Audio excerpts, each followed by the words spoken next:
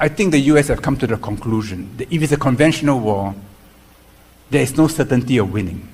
In fact, there's a good chance that they may lose. So they know they need submarines. And the only sea which is deep enough is the South China Sea. It is better for Taiwan to negotiate with the mainland earlier rather than later. Because the longer you wait, the weaker your relative negotiating position. So 20 years from now, 40 years from now, what will China be? What will Taiwan be? And this was the American position. But when the mainland became a problem, a challenge to America, the Korean War, the Seventh Fleet came in, it was in American interest to keep the two apart.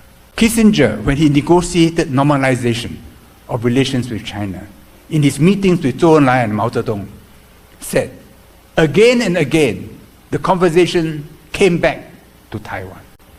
That on this issue, the Chinese showed no flexibility. It's bedrock. It is not a card which America can play against China because it would lead to a rupture and maybe even to war. And in recent years, relations have become quite bad. Both sides think of war scenarios. What happens if there is war? What will each side do? If China were to forcibly take over Taiwan, what would the US do? These are scenarios which the Indo-Pacific Command, as a matter of professionalism, have to think through and exercise. RAND has also done such exercises. I think the US have come to the conclusion that if it's a conventional war, there is no certainty of winning. In fact, there's a good chance that they may lose. Because China now has hypersonic missiles. We can travel maybe 2,000-3,000 kilometers to hit US aircraft carriers, which means that aircraft carriers have to stay away and cannot intervene in Taiwan. So for the Americans, if they want to deter China, they must be able to threaten China with nuclear weapons, tactical, and maybe up the scale if necessary.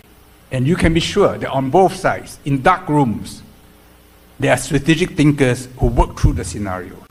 China knows that the US wants to deny it a counter-strike capability. They put their missiles now on high-speed train. It's about the same length. And China has lots of tunnels, so they can hide the missiles in the tunnels. But today with satellites, you can monitor every railroad, every fast train, the entrance and the exit to every tunnel. So China is not sure that its land-based ICBMs can hit back. So they know they need submarines.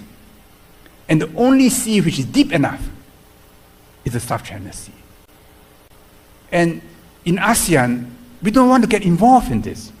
We have our claims, we have our economic interests, but we are not involved in nuclear warfare. And the reason for AUKUS is to add maybe another 8 Australian attack submarines so that every strategic submarine in the PLA Navy can be tracked and hunted down. Now this is, to me, madness, you know.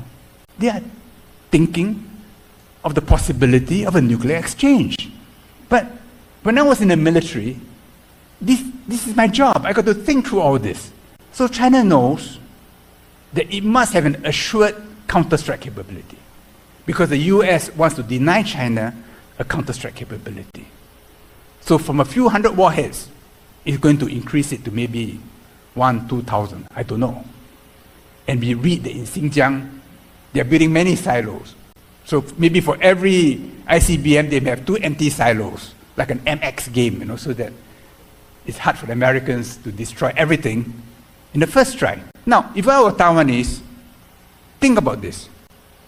In 10 years' time, China will have almost a certain counter-strike capability against the US. So at a conventional level, they may not prevail. At the nuclear level, the risks are too high.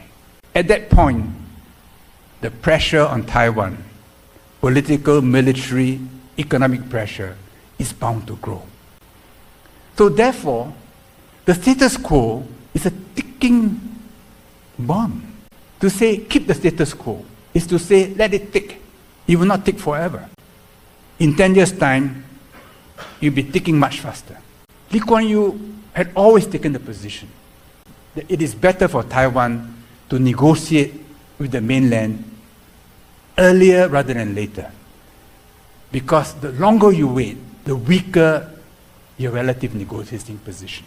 But of course, there are Taiwanese who believe that maybe if you wait long enough, something will happen to the mainland.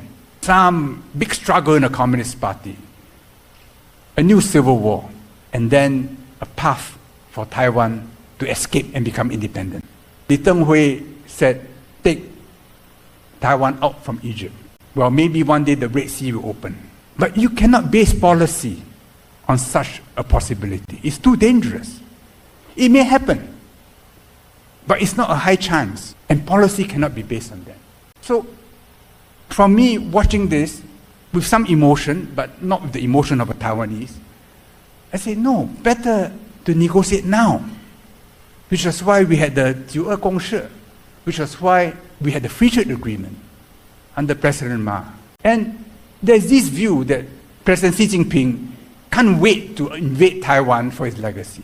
This, to me, is not consistent with what he did in 2015.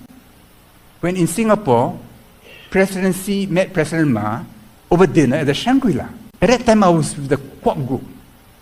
So I asked one of the Kwoks, I said, who paid for the bill? She told me 50-50, down to the last cent. I remember President Ma brought Jingmen Gaoliang, and President Xi, of course, brought the Guizhou Maotai. No? I think both are equally good, equally strong. And the words spoken that evening was so moving. I mean, I'm not from Taiwan, not from mainland, but I'm ethnic Chinese. And I was really moved by those words. And I remember talking to Robert Kwok about it. He too was moved by those words. And moved by the symbolism of that meeting, where both sides transcended politics. They addressed each other as Seng Sheng, not Mr. Mr. is the low-level way of addressing. Seng Sheng is the highest level of addressing each other. In other words, the key is to go up, not to go down. But at that time, President Mao was already stepping down. And everyone knew that it was likely that Tsai Ing-wen would become president. With Vice President Vincent Hsu's help, I called on Tsai Ing-wen after she was elected, before she was sworn in. She said that China did not have a positive attitude. I told her, I said, in Singapore, Xi Jinping had opened the road for you. She did not respond to me, but she knew what I meant. But I knew that she could not take that road, because that road requires her to accept a one China consensus. And she could not take it. In the DPP constitution, it says, our goal is an independent republic of Taiwan. Even though both Chen Shui-bian and Tsai Ing-wen swore on the 民国宪法 of one China. So this is something which is very wrenching for green Taiwanese. They know that there is a road, but that road means that there could be a trap. Because one China may mean one PRC, equal lemchi. So they say no. The alternative is a dead end and tragedy. Not just for Taiwan and the mainland, but I think for Singapore and for the entire region, for the world, if there's war between China and the US. This road is not a superhighway, but it's not a bad road. And one China, the PRC did not say one PRC policy. It says one China. It did not say when. It says 什么都可以谈. You can discuss everything. So when Tu Lilun, whom I had dinner with last night, he was in America. He said there is no consensus on the one China consensus, on the 九二共识. He said, I was just using the words of Hu Zhenfu. Ambiguity is the key to the future. I mean, in Tai Chi, I do Tai Chi for 15 years. In Tao Te Ching, the second line, 名可名,非常名. If you define it too much, it disappears. So ambiguity is necessary. The mainland will accept some ambiguity. Taiwan should accept some ambiguity. The problem is the DPP constitution. Please excuse me if I speak out of turn, but this is my musing, my fantasizing. maybe it is possible for the two sides to agree to some kind of a Chinese commonwealth. Li Xiulian talked about it. Vice President Li Xiulian talked about it. I wrote it in English, so I was told in Taiwan, translated as Bang Lian, not Lian Ban, because Lian Ban has got other connotations. There are too many other references. There are precedents. In Iceland, the Icelandic people met every year in the Rift Valley. They make laws. They talk about trade disputes. They pass judgments. They punish. Then they went back to their separate valleys. There was no executive, no common executive. It was called the Eltingi. It was Europe's earliest modern democracy. Then if you study Switzerland, the cantons came together to form the Helvetian Confederation. Again, they had no executive, but they met, they discussed common problems. So when we talk about One China, maybe we can talk about the One China Commonwealth, where the two sides talk about trade, cooperation, problems, agree on certain principles, without the need for a common executive. Can the mainland accept that? I think they can. Why do I say that? If you look at Macau, Macau in the 16th century was given to the Portuguese. It was not taken from the Ming dynasty, because China wanted the Portuguese to have their own area and don't trouble me. And the Portuguese understood that. Never be a problem to China. The Qing dynasty renewed it. But in the 19th century, when China was being ravaged by the imperial powers, Portugal decided to take Macau. But they had a revolution in 1973, and they said, we want to return Macau immediately to China. What did China say? China said, no.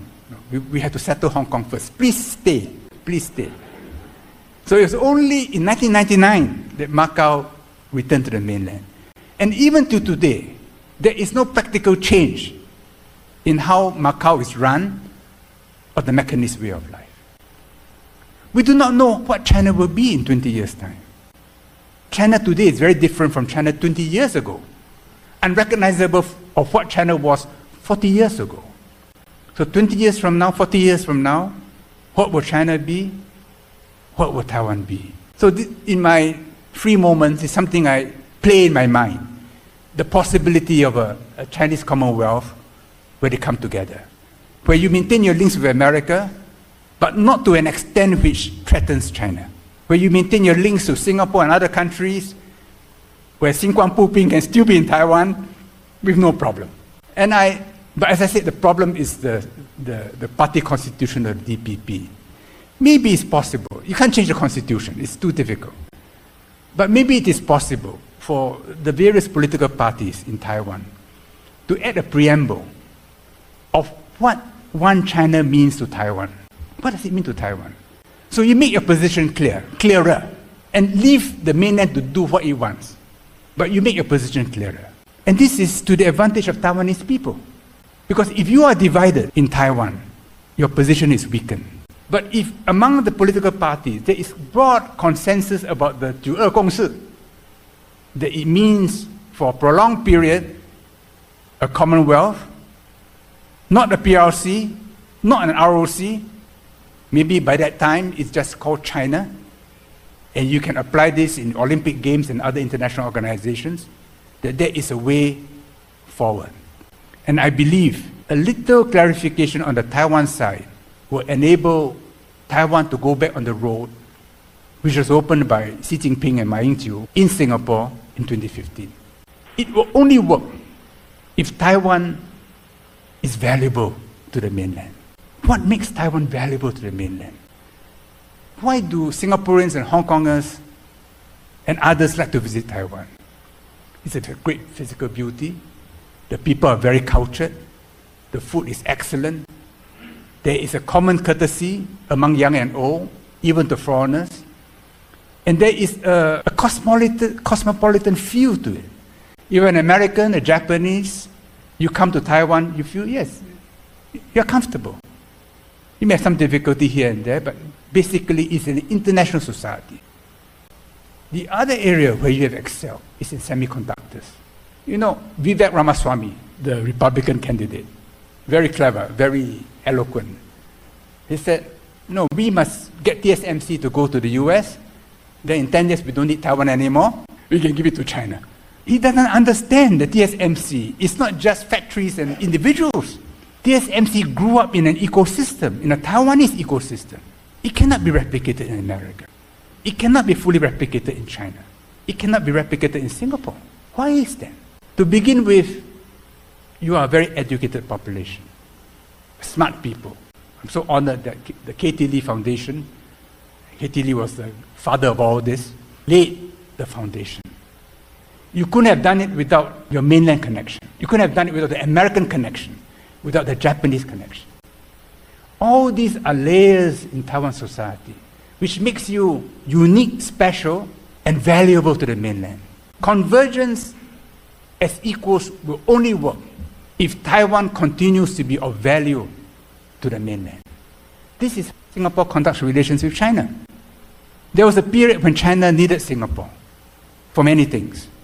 But we know that for those things, China no longer needs Singapore. So we must continue to have things which China wants, which it cannot develop for itself in Singapore, for us to be of continuing interest to China. And indeed, we do this for the entire world, that we only prosper by being of value, by contributing to the well-being of others.